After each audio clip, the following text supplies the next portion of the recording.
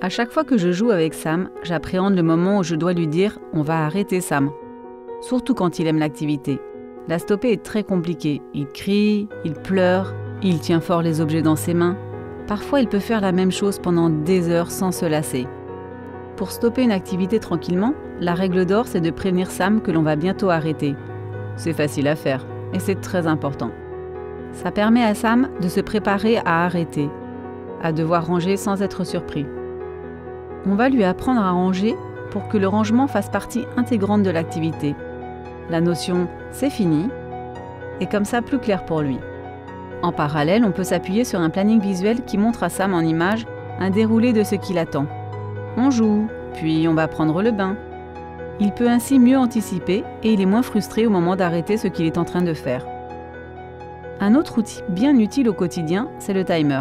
C'est comme un minuteur visuel qui montre le temps qui s'écoule. Quand c'est fini, il n'y a plus de rouge et ça sonne.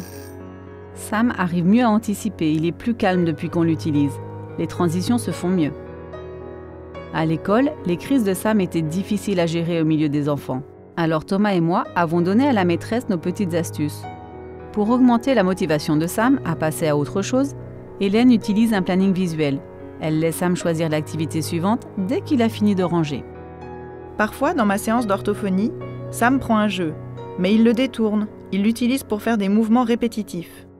Dans ces moments-là, Sam a tendance à s'auto-stimuler, il ne tient plus trop compte de moi.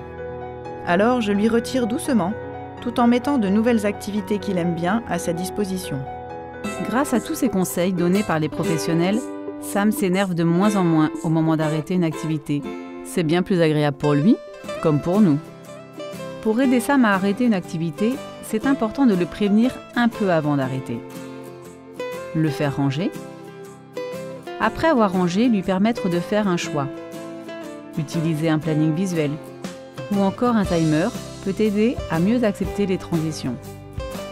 Et si l'activité provoque trop d'autostimulation, on va retirer le matériel et présenter de nouvelles activités motivantes.